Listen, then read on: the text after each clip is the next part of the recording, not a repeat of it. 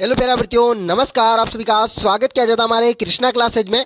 जैसे आप सभी को पता है, आपकी रीट है वो जल्दी से नज़दीक आ रही है और उसके लिए हम शिक्षण विद्या की आज क्लास लेके आए हैं। बाल मनोविज्ञान की क्लास आपकी दूसरी होने वाली है और पहली क्लास आपकी शिक्षण विद्या की होने वाली है। चलो हम चलते हैं अपने प्रश्नों की ओर। अभी तक आपने कृष्णा क्लासेज को सब्सक्राइब नहीं किया तो सब्सक्राइब करें और बेल आइकन को प्रेस करें इस वीडियो देखने के लिए।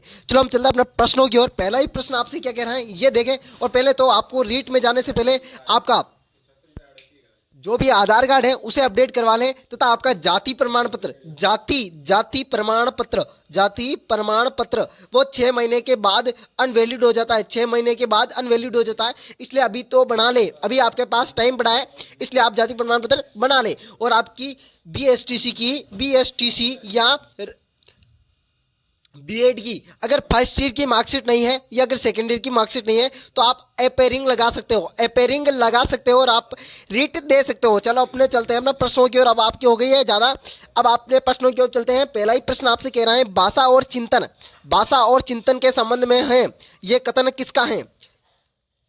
ये कथन है ऑप्शन नंबर ए है बिल्कुल सही है, ऑप्शन नंबर बी बिल्कुल गलत, ऑप्शन नंबर बी है सी आपका कुछ हद तक, ऑप्शन नंबर डी आपका है असीमित क्षेत्र। मतलब भाषा और चिंतन है किस हद तक सही है? बिल्कुल जी, ये कथन बिल्कुल सत्य है। और भाषा और चिंतन, भाषा के द्वारा चिंतन किया जा सकता है। जब एक व्यक्ति हो और दूसरा व्यक्ति, इन दोनों के बीच कुछ भाषा का आदान प्रदान होगा तभी उसको इसकी जरूरत पता चलेगी और इसकी जरूरत इसको पता चलेगी, इसलिए यह चिंतन संबंध है। यही वापस दूसरे पहला ही प्रश्न आ चुका है, इसका ही बिल्कुल जी ये आंसर होगा। अगला प्रश्न आपके सामने दूसरा प्रश्न आ रहा है। दूसरा प्रश्न आपसे स्क्रीन पर सामने है। उच्च प्राथमिक स्तर पर बच्चों को हिंदी भाषा की समता को अवलोकन में कार्य पक्ष पर बल देना अस्य है। अस्य मतलब क्या? अस्य। ऑप्शन में भाषा प्रयोग पर बल, ऑप्शन में बी भाषा कार्यों पर बढ़ावा देना, ऑप्शन में सी भाषा का बंटवारा करना, ऑप्शन में डी नई भाषाओं का विकास करना। जल्दी से बताइए दूसरे प्रश्न का योग। बिल्कुल जी, भाषा प्रयोग पर बल देना आपका राइट आंसर होगा। बिल्कुल जी ये आंसर होगा, दूसरे में ए आंसर होगा। अगला ही प्रश्न आपके सामने तीसरा प्रश्न पूछा गया था, इंपोर्टेंट प्रश्न है वो सभी को आंसर देना। तीसरे प्रश्न का भाषा शिक्षण की प्रथम कक्षा किसे माना जाता है? ये प्रश्न काफी बार पूछा गया था। ये तो कभी तो इसे वर्ष में पूछा गया है, कभी इसमें है जो विद्यालय से संबंधित परिवेश से पूछा गया है। ऑप्शन नंबर ए विद्यालय, ऑप्शन नंबर बी है परिवेश, ऑप्शन नंबर सी है खेल का मैदान, ऑप्शन नंबर डी है घर। भाषा शिक्षण की प्रथम कक्षा अपने घर को माना जाता है, घर को। और प्रथम टीचर माँ को माना जाता है, आपको पता रखना है माँ को।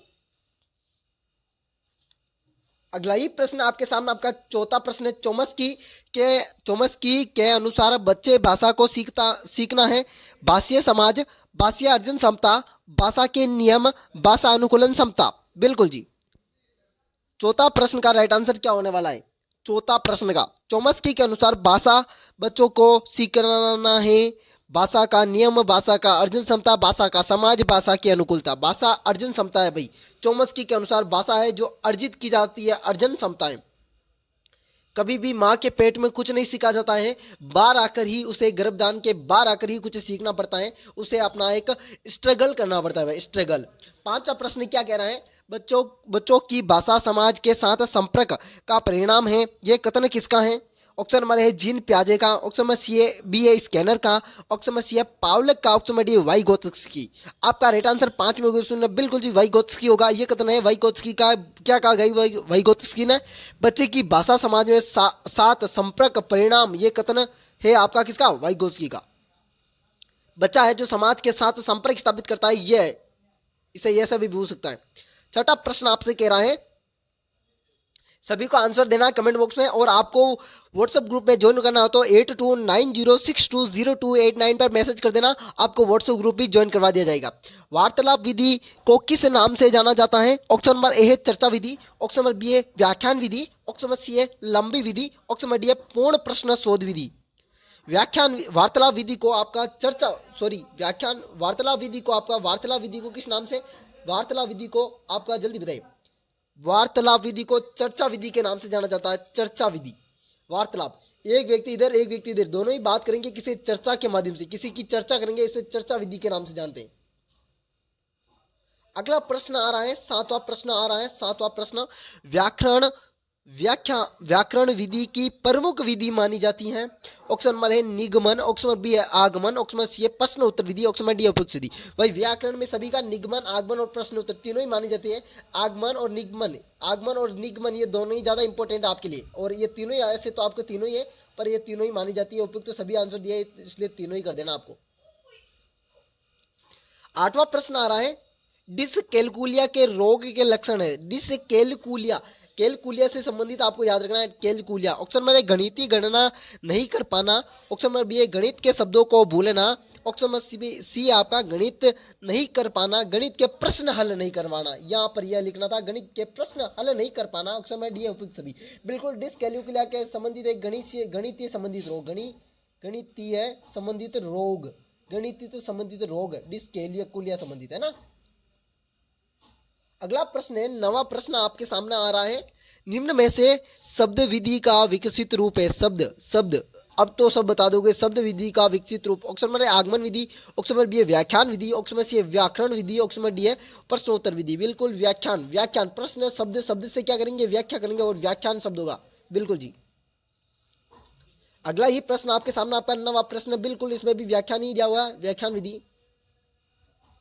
10वां प्रश्न आपके सामने आ रहा है, निम्नलिखित में से नाटक विधि है, नाट्य विधि है, सॉरी नाट्य है, यहाँ पर नाट्य है, नाट्य विधि है, व्याख्यान विधि, रंगमंच विधि, आदर्श नाट्य विधि, उपयुक्त सभी। बिल्कुल व्याख्यान, रंगमंच और आदर्श नाटक ये तीनों ही आपके नाट्य विधि में आता है। व्याख्यान किसी प्रश्न को हल करने पर नाटक के द्वारा, रंगमंच के द्वारा, आदर्श नाटक के द्वारा, सभी आपका राइट आंसर होगा 10वें में। 11वां प्रश्न आपसे कह रहा है, 11वां प्रश्न आपसे कह रहा है, भाषा प्रवाह तथा अभिव्यक्ति कौशल के मूल्यांकन का उचित तरीका है। ऑप्शन नंबर ए सांकेतिक वार्तालाप, ऑप्शन नंबर ए मौखिक वार्तालाप, ऑप्शन नंबर सी आपका लिखित वार्तालाप, ऑप्शन नंबर डी आपका मौखिक लिखित वार्तालाप। पहले तो इस प्रश्न को पढ़े। भाषा प्रवाह तथा अभिव्यक्ति, एक दूसरे के सामने अभिव्यक्ति, कौशल और मूल्यांकन। बिल्कुल जी मौखिक, बिल्कुल जी मौखिक। देखो भाषा प्रवाह, एक से दूसरे पर प्रवाह करना, अभिव्यक्ति दोनों के बीच में व्यक्ति, कौशल, ये दोनों को कौशल, मौखिक वार्तालाप। बिल्कुल जी, ये प्रश्न होने वाला आपका।